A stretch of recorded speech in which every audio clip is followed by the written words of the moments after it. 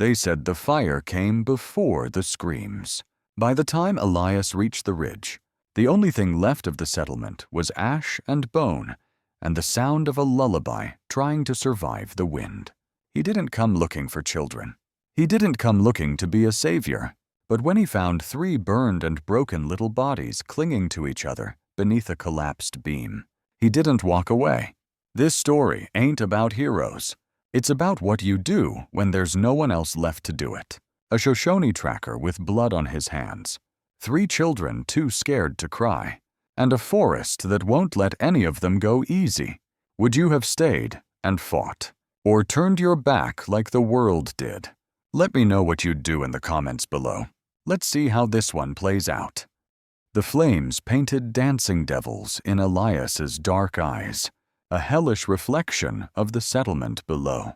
He stood on the rise, a solitary figure against the maelstrom of a high country blizzard, the wind tearing at his worn buckskins, tasting of smoke and bitter cold.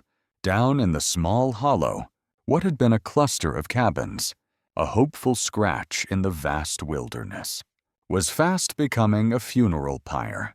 Each gust of wind fanned the inferno, sending showers of angry sparks spiraling into the swirling snow. It was a sight he knew too well, one that stirred a familiar ache of memory, a weight of responsibility that settled heavy in his chest, as old and unyielding as the mountains themselves. He was Shoshone, a tracker, a man more accustomed to the silent language of the earth than the clamor of burning timber and panicked cries. Yet something held him there, a grim witness. Then, through the roar of the fire and the shriek of the wind, another sound pricked his keen ears. Thin, desperate, unmistakably the wail of a child. Elias's head snapped up, his gaze sweeping the chaotic scene below. It was hard to pinpoint the source amidst the crackling destruction and the howl of the storm. He started down the treacherous, snow-slick slope, his movements economical, born of long years navigating harsh terrain. As he drew closer to the periphery of the burning chaos, the child's cry grew more distinct, raw with terror, and woven through it, another sound, achingly fragile, a voice, barely more than a whisper, attempting a lullaby. "Hush, little darling, don't you cry?" The tune was broken, faltering, punctuated by a racking cough, then a sob. An older child, he reckoned, trying to soothe a younger sibling in the heart of a nightmare.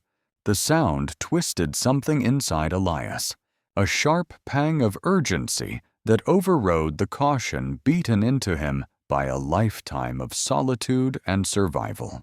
One cabin, slightly less consumed than the others, but with flames licking greedily at its eaves, seemed to be the origin. The door hung askew, smoke billowing from within. Without hesitation, Elias pulled the scarf from around his neck, dipped it hastily in a snowdrift, and tied it over his nose and mouth. He plunged into the choking blackness. Heat slammed into him like a physical blow. Smoke burned his eyes, seared his lungs. "Children," he yelled, his voice muffled. "Where are you?" A terrified whimper answered him from a corner, followed by the older child's strained voice. "Here, help us, please." He found them huddled beneath a heavy timber beam that had crashed down from the ceiling, miraculously forming a small pocket of space. A boy, maybe 7 or 8 winters, shielded 2 smaller figures. A little girl, no more than 4, and an infant wrapped tightly in a singed blanket, its cries now thin and exhausted. The boy's face was smudged with soot, his eyes wide with a terror that made him look ancient. "Hold still," Elias commanded, his voice calm despite the roaring furnace around them. He tested the beam. It was heavy, lodged precariously, One wrong move, and it could crush them all. Bracing himself, he put his shoulder to the wood, his muscles straining, the fire greedily kissing his exposed left hand as he worked. With a grunt, he heaved, lifting the timber just enough. Now, crawl out, quickly. The boy scrambled free, pulling the little girl with him. Elias reached in, his burned hand protesting sharply, and scooped up the infant. As he straightened, a shower of burning embers rained down. He shielded the baby with his body, feeling a sharp sting on his forearm. Outside, the blizzard raged with renewed ferocity, the snow already trying to reclaim the scorched earth. There was no time to assess, no time for thanks. The fire was a living, breathing beast behind them. Hungry for more, Elias thrust the infant into the older boy's arms. Hold him tight. Don't let go. He quickly tore a strip from the hem of his own worn linen undershirt, wrapped it around the smarting burn on his left hand, and cinched it tight with his teeth. His movements instinctual, efficient. "Can you run?" he asked the boy, whose small face was a mask of shock and fear. The boy nodded mutely, his eyes fixed on Elias. "Good. Stay close." Elias then hefted the little girl onto his back, her small arms instinctively clinging to his neck. With his good hand, he grasped the older boy's shoulder and pulled him along. They fled the inferno, plunging into the white chaos of the storm. The red glow of the burning settlement, a malevolent eye watching their retreat. The snow fell so thickly it was like moving through a collapsing white tunnel. Each step a fight against the wind and the rapidly accumulating drifts. He knew of a shallow cave, a bear's winter den in seasons past, not far from the ridge. It wasn't much, but it would offer shelter from the worst of the storm. He found it by instinct more than sight, a dark slash in a rock face half hidden by snow-laden pines. Inside, it was cramped and cold, smelling faintly of damp earth and old animal. But it was out of the wind.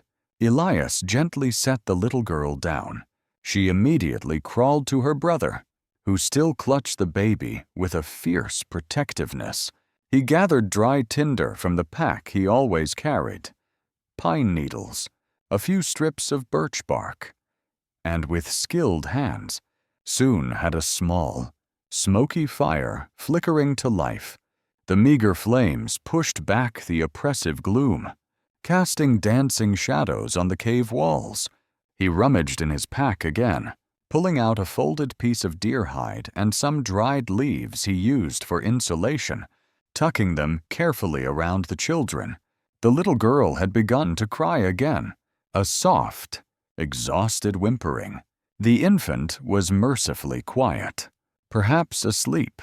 The older boy, however, simply stared at Elias, his gaze unnervingly direct, full of a suspicion that belied his years.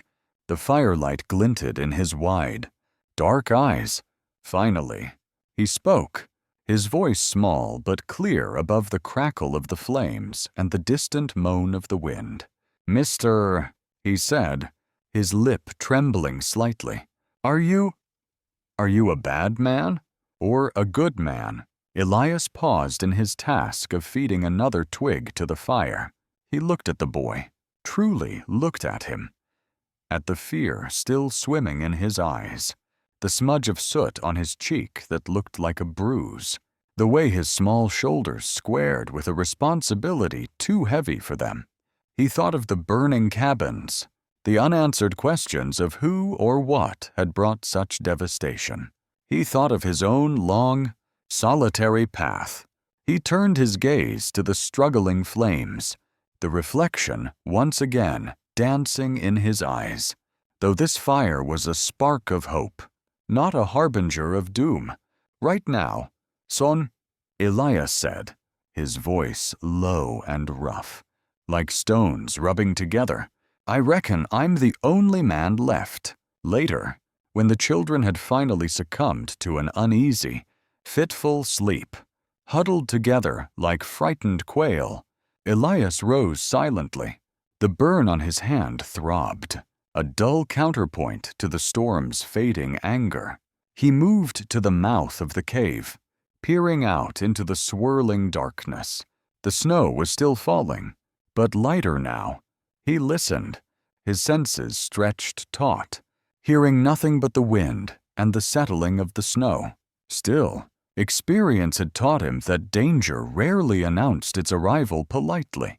From his pack, he retrieved a length of thin sinew, a few sharpened bones from a rabbit he'd snared days ago, and a couple of bent metal slivers he'd scavenged from a derelict wagon. With patient, skilled fingers, he began to construct a crude but effective warning system across the narrow entrance of the cave, a nearly invisible tripwire connected to the bones and metal pieces, positioned so that any intruder, man or beast, would create a small, sharp clatter. It wasn't much, but in the deep silence of a wilderness night, it would be enough to wake him. He was, after all, the only man left, and these small, fragile lives now depended entirely on his vigilance.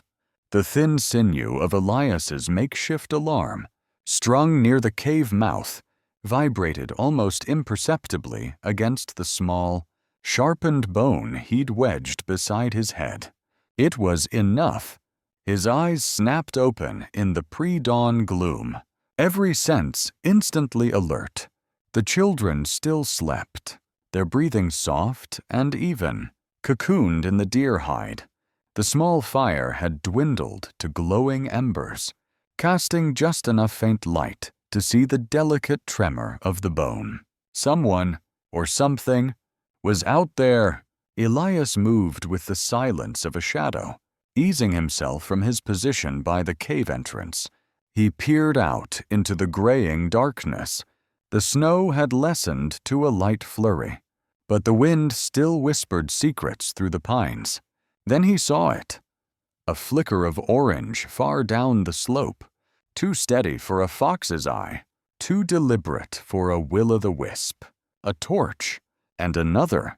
His ears, trained to the subtle language of the wilderness, picked up the faint, metallic click-clack of a rifle being armed, a sound that carried unnaturally far in the frozen air. Hunters, not for game. He reckoned, not in this weather, not with torches that would spook any creature worth its salt. These were hunting men, and the way they moved, fanning out, purposeful even in the deep snow, spoke of a grim quarry. His gaze sharpened, focusing on one of the distant figures, a silhouette briefly illuminated as it passed behind a torch. There was something in the man's carriage, a slight, almost arrogant tilt of the head, and the way he held his rifle. A cold knot formed in Elias's stomach. Kotsoteka, the name, a Shoshone word for buffalo eater. But this man had earned it for a different kind of appetite. One for betrayal. He had been of Elias's own band, years ago, before greed and the white man's silver had lured him away, leaving a trail of broken trust and Shoshone blood in his wake. Now, it seemed, Kotsoteka hunted for bounty.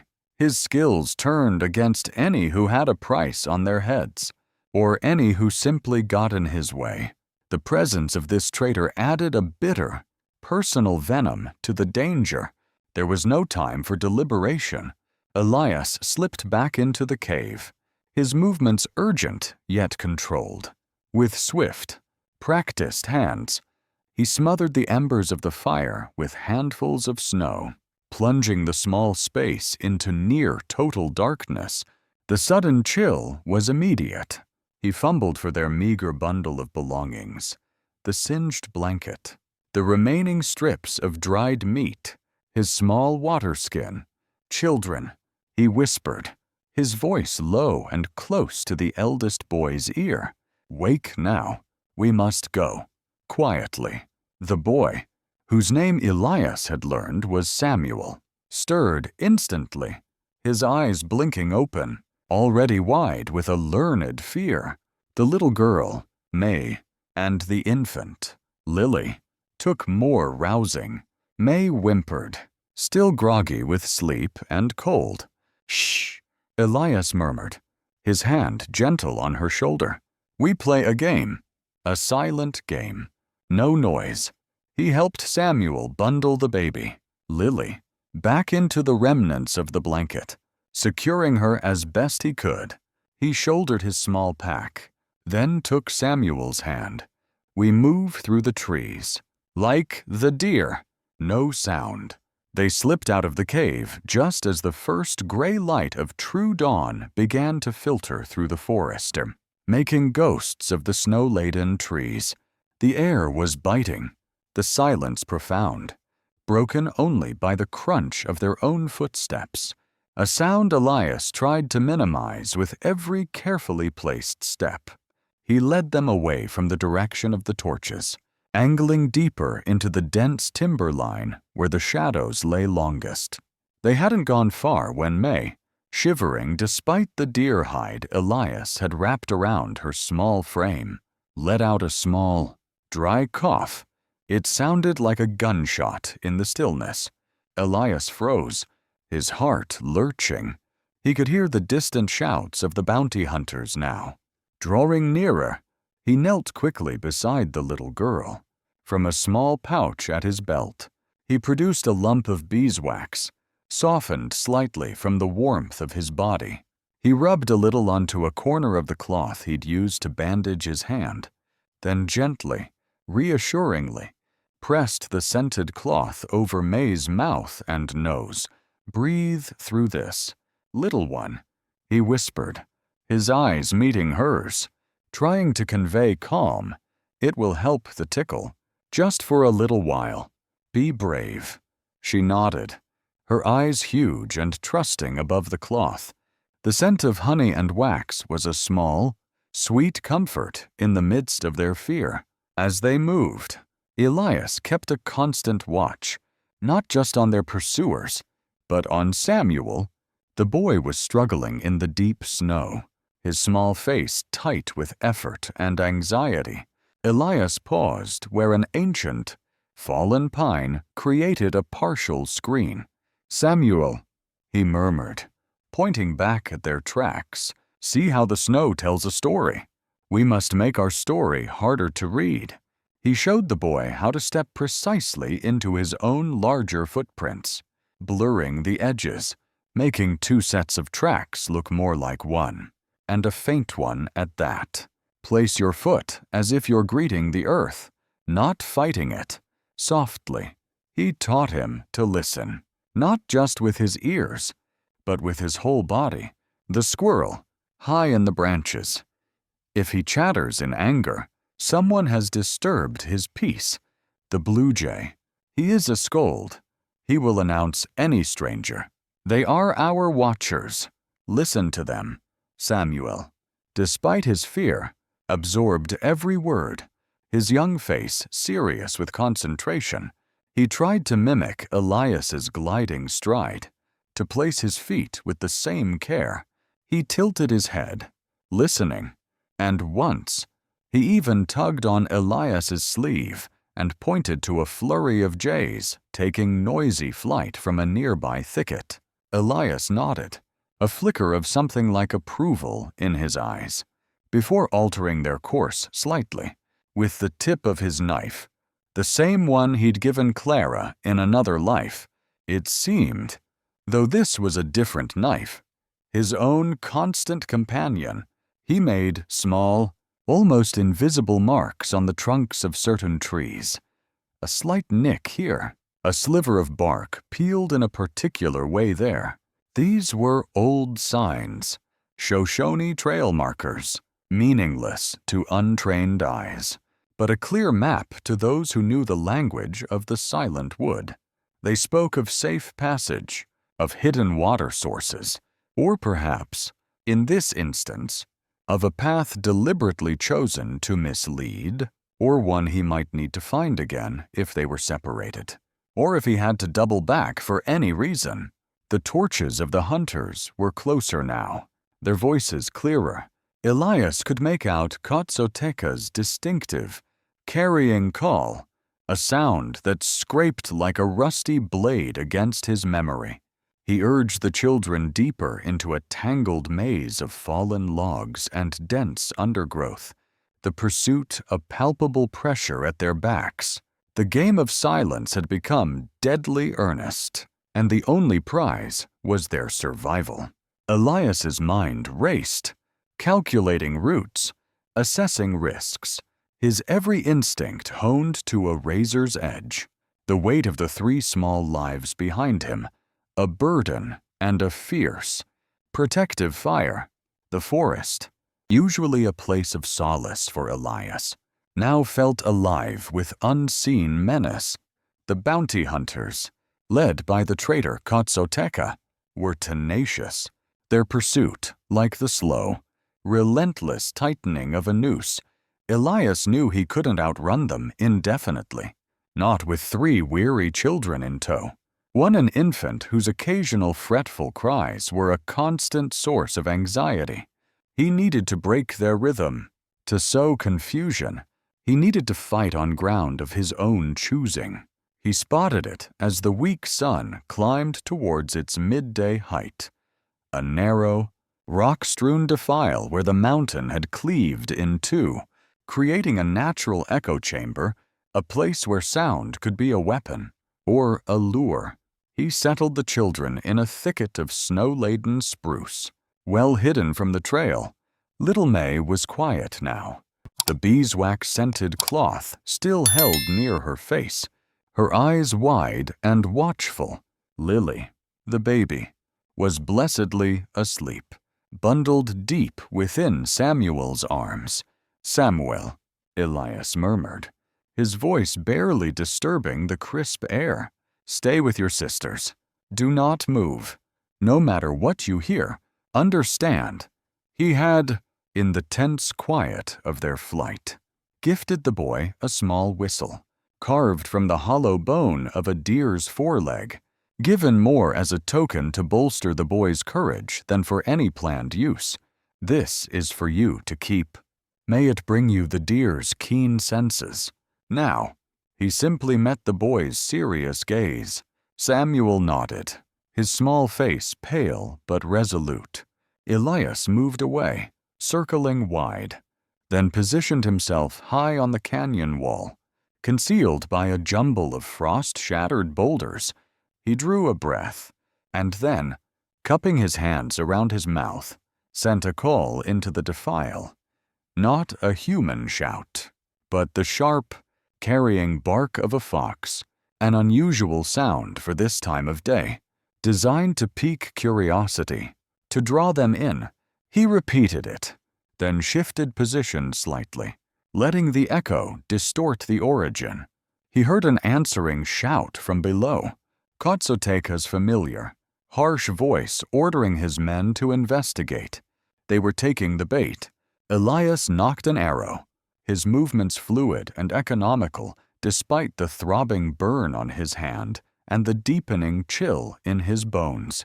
Patience. He waited until 2 figures appeared in the narrow passage below, moving cautiously, rifles ready. They were isolated, separated from the main group. The bowstring twanged, a soft thrum in the vast silence. The lead man grunted, stumbled, an arrow blossoming like a dark flower in his chest. Before the second man could react, to raise his rifle or shout a warning, Elias was already moving, sliding down a scree slope with the agility of a mountain cat. He landed almost silently behind the startled hunter, his knife, a flicker of cold steel, doing its grim work with brutal efficiency. 2 down, but there were more. He was retrieving his arrow when the attack came, sudden and savage. From behind, An arm, like a steel band, clamped around his throat, cutting off his air. Another man, hidden until now, a hulking brute Elias hadn't accounted for. Stars exploded behind Elias's eyes as he clawed at the arm, his lungs screaming. He was being dragged backwards, his feet scrabbling for purchase on the icy ground. Then, a piercing, high-pitched shriek cut through the air. The deer bone whistle. It was sharp, startling, and utterly unexpected. The brute choking Elias flinched, his grip momentarily faltering as he instinctively looked towards the sound. It was all the opening Elias needed. He twisted, driving his elbow hard into his attacker's ribs, then brought the heel of his boot down on the man's instep.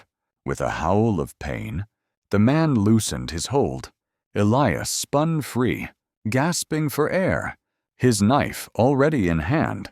The fight was desperate, close, a flurry of grunts and straining muscle. The man was strong, but Elias was quicker, fueled by a cold rage and the image of Samuel, small and brave, blowing that whistle. When it was over, a third hunter lay still in the snow. Elias didn't pause.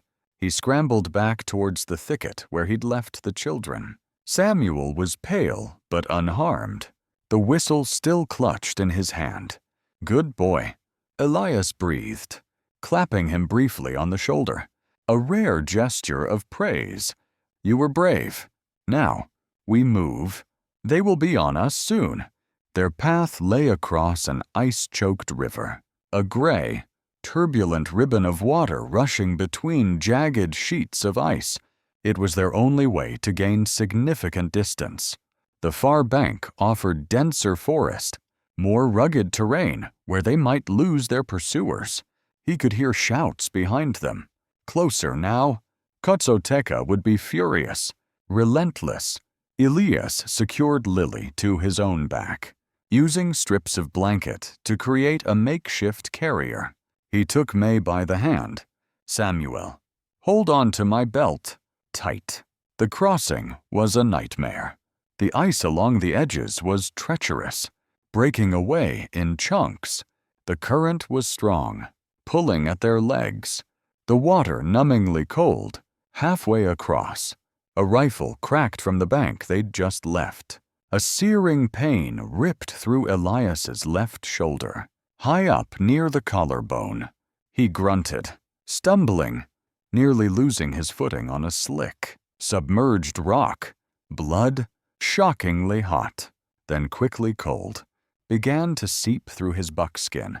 He gritted his teeth, grabbing a stout piece of driftwood wedged between two rocks. He shoved one end towards Samuel. "Hold this. Pull when I say." He then focused on May, hauling her through the last, deepest section of the current, his injured shoulder screaming in protest. He pushed her onto the snowy bank, then turned back for Samuel, who was struggling to keep hold of the baby and the driftwood. "Now, Samuel, pull," Elias roared, and together, man and boy fought the river, fought the cold, fought the drag of Lily's small, inert weight. Elias bit down hard on the piece of wood he still held, the grain rough against his teeth, the pain in his shoulder a white-hot fire as he heaved the last child onto the relative safety of the far bank. As he scrambled out himself, his bow, already damaged from his earlier fall, snagged on a sharp spur of ice and snapped with a sickening crack. Useless. He cast it aside without a second glance. There was no time for regret. He still had his knife, and the crude, heavy stone axe that always hung from his belt. A weapon of last resort, but one he knew how to wield. They plunged into the deeper woods, Elias leaving a trail of crimson droplets on the pristine snow. He could feel the warmth of his own blood, the growing weakness in his arm, but he pushed onward, driven by a primal need to get the children to safety. Behind them, the sounds of pursuit seemed to falter for a moment at the river's edge, but he knew Kotsoteka would not be deterred for long. The forest floor here was a tapestry of white snow and dark, spreading stains, a grim testament to their desperate flight. But they were still moving, still free, vanishing like phantoms into the deepening shadows of the ancient woods. Deeper and higher they climbed, into the frozen heart of the mountains Elias had known since he was a boy, running these same treacherous paths with feet that were then untroubled by the weight of years or sorrow. His injured shoulder throbbed with a relentless, fiery pulse, and the blood, though he had managed to crudely bind the wound with another strip of cloth, still seeped, a damp, chilling reminder of his vulnerabilities. Each breath was a ragged saw in his chest. Yet, he pushed on, Samuel scrambling beside him, May a dead weight on his good arm, Lily still mercifully quiet on his back. The children were exhausted, their small faces pinched with cold, and a fear that had become their constant companion. Finally, as the last vestiges of daylight bled from the sky, painting the snow-capped peaks in hues of bruised purple and fading rose, they reached it, a shallow cave, little more than a deep overhang, high on a sheer cliff face. It was a place of boyhood refuge, where he and his cousins had hidden from summer storms, dreaming the long dreams of youth. It offered a commanding view of the narrow approach, and, more importantly, it was defensible. Their last sanctuary. In here, Elias rasped, ushering the children into the cold, rocky embrace of the cave. We'll be safe here for a while, but he knew a while was all they had. Kotsoteka was like a starved wolf on a fresh scent. He wouldn't give up easily, while Samuel huddled with his sisters, trying to share what little warmth their small bodies possessed. Elias set to work. The snow lay deep on the ledge before the cave mouth. With his stone axe and bare, aching hands, he began to dig, not a trench, but shallow pits, concealed by a dusting of fresh snow, designed to trip and slow any attacker. Higher up the slope, directly above the narrow path leading to the ledge, he worked loose several large, precariously balanced boulders, wedging smaller stones beneath them, a desperate trap, easily triggered, but perhaps enough to create chaos. To buy precious seconds, the wind howled around the exposed cliff face, a mournful dirge.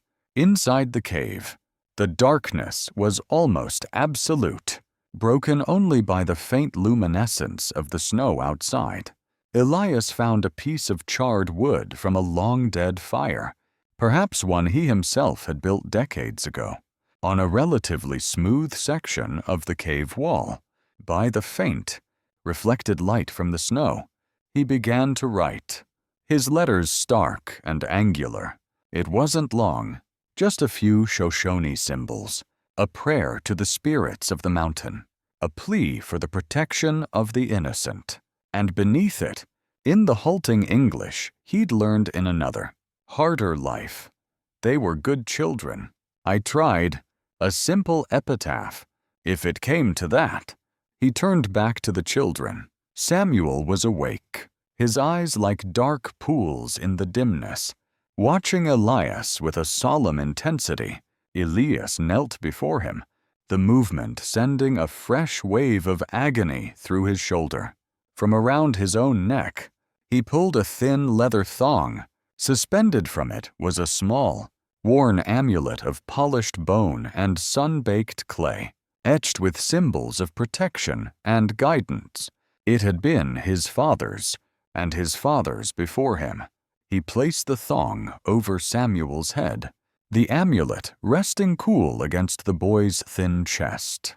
"This was my grandfather's," Elias said, his voice low, imbued with a gravity that Samuel instinctively understood.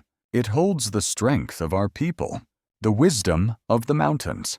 He clasped the boy's small shoulder. Kotsoteka and his men, they will come soon. I will meet them out there. You, Samuel, must stay here with your sisters. Keep them quiet. Keep them safe. His gaze was unwavering. From this night forward, you are their protector. Do you understand? Samuel's lip trembled, but he nodded, his small hand rising to clutch the amulet. I understand, he whispered, his voice surprisingly firm. I won't let them get May and Lily. A grim satisfaction settled in Elias. The boy had spirit. He would need it. The first sign of their arrival was not a sound, but a subtle shift in the light at the cave mouth, the flicker of distant torches casting long, dancing shadows. Then came the crunch of boots on snow. The murmur of voices carried on the wind.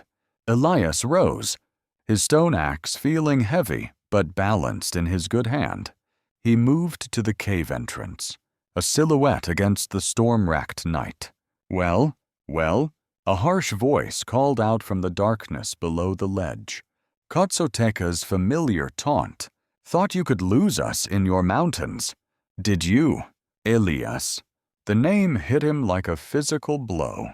Not his Shoshone name, the one whispered with respect by his own people in years long past, but the name he had gone by when he rode with men whose only loyalty was to coin.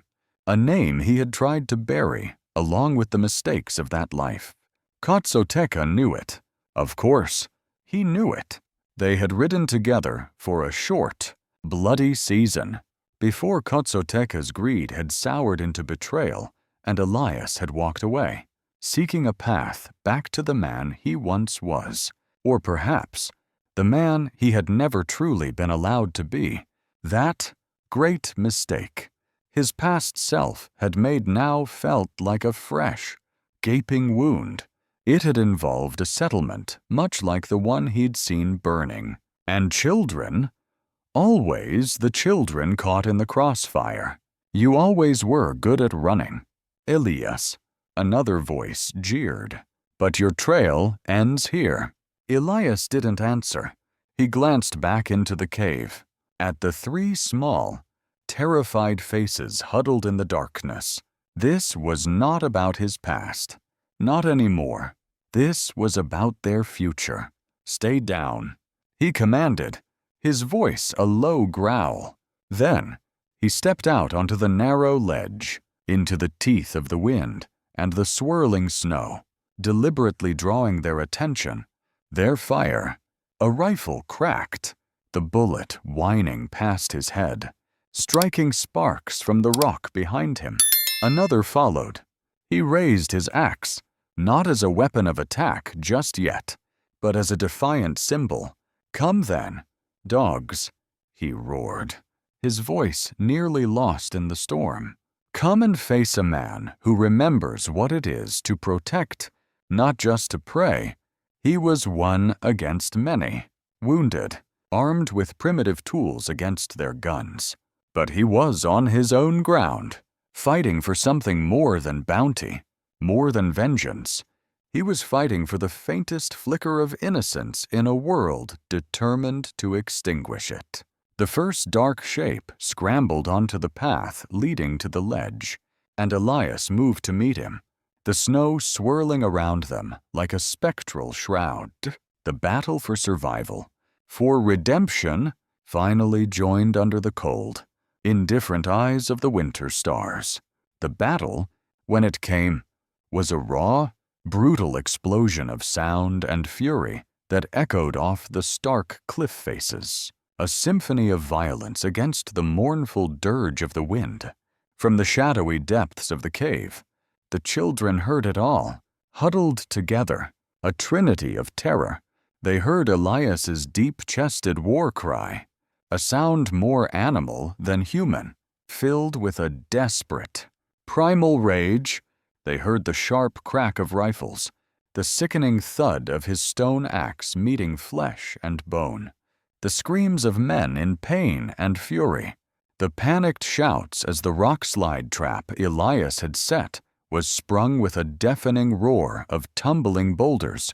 Samuel, clutching the amulet against his chest until his knuckles were white, pressed his sisters deeper into the farthest recess of the rock, whispering reassurances he didn't feel, trying to shield them with his own small body from the terrifying cacophony. Then, as suddenly as it began, the sounds of struggle began to fade. The gunfire sputtered, became sporadic, then ceased. The screams died away, replaced by a long, ragged groan that seemed to be torn from the very soul of the mountain. After that, only the wind, keening through the rocks, and a silence so profound it felt heavier, more terrifying than the battle itself. Samuel strained his ears, every nerve alight. Had Elias? He dared not voice the question, even to himself. May whimpered beside him, her face buried in his side. Lily, the baby, blessedly, had cried herself into an exhausted slumber earlier and remained asleep. A small, warm weight in the cold darkness for what felt like an eternity. They waited, frozen by fear, the silence outside pressing in on them, slowly, almost imperceptibly. The blackness at the cave mouth began to dilute, shifting to a deep, bruised indigo, then to a pale, ghostly gray. Dawn was coming, cold and indifferent to the human dramas played out beneath its gaze. With the first tentative rays of light, Samuel found the courage to move. He crept towards the entrance, his heart hammering against his ribs like a trapped bird. He peered out. The narrow ledge before the cave was a scene of brutal devastation. The snow, once pristine white, was now trampled and stained with great, ugly blotches of crimson, stark against the pale ground. Several dark, still forms lay scattered where they had fallen, twisted in the unnatural postures of violent death. Of Elias, there was no immediate sign. The wind whispered over the scene, tugging at loose scraps of clothing, dusting the fallen with a fresh, light powdering of snow, as if trying to gently erase the horrors of the night. Then Samuel saw him. Elias lay near the very edge of the precipice, half curled on his side, his back to the cave. He was terribly still. One arm was flung out, his stone axe still clutched loosely in his hand, its head dark and stained. A sob escaped Samuel's lips, a raw, tearing sound. He wanted to run, to hide, to pretend none of this was real. But Elias's words echoed in his mind. "You are their protector." He took a shaky breath, then another. He had to be brave. For May, for Lily. He edged out onto the ledge, his small feet careful to avoid the darkest stains in the snow. He approached Elias cautiously, his heart aching. "Elias," he whispered, his voice barely audible. There was no response. The Shoshone tracker was as still and silent as the frozen rocks around them. Samuel knelt beside him, tears stinging his eyes, blurring his vision. He gently touched Elias's shoulder, the buckskin cold and stiff beneath his fingers. Tucked inside the collar of Elias's worn coat, Samuel saw a small, folded piece of tanned deer hide. His fingers, clumsy with cold and grief, fumbled to retrieve it. He unfolded it carefully, etched onto the leather with charcoal, in the same angular script Elias had used on the cave wall, were a few Shoshone symbols, and below them, a place name, Willow Creek Bend, and a single name, Awan. Beneath that, another symbol, one Elias had pointed out to him on a tree trunk, the sign for kin or family. This was Elias's last message, his last act of protection, a destination, a name, a slender thread of hope for their survival. Awen, a cousin, perhaps someone who might take them in. As Samuel absorbed this, a shadow passed overhead. He looked up, a lone hawk, wings spread wide, circled once above the defile, its sharp eyes scanning the scene below. Then, with a piercing cry that seemed to echo Elias's own battle shout, it caught an updraft and soared away, disappearing over the jagged peaks into the vast, pale sky. Was it a sign, a spirit released, or simply the wilderness reclaiming its own, indifferent to their sorrow?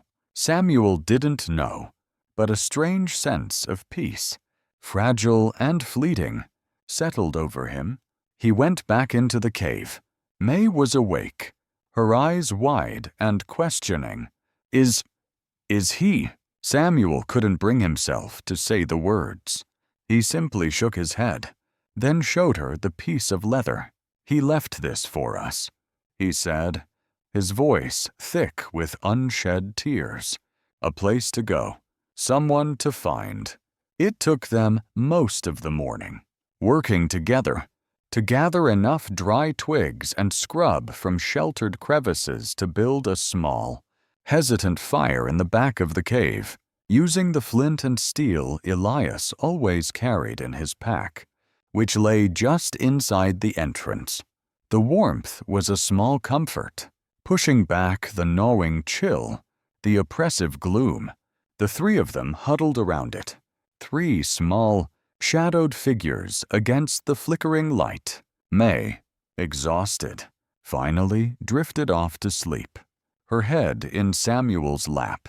Lily stirred, and Samuel managed to feed her the last of the diluted berry juice Elias had prepared. The silence in the cave was deep, broken only by the crackle of the fire and May's soft breathing. Samuel stared into the flames, the piece of leather clutched in his hand. He was the protector now. The thought was terrifying, overwhelming. Yet, beneath the fear, a new, steely resolve was taking root, nurtured by Elias's sacrifice, by the trust placed in him with that simple bone amulet.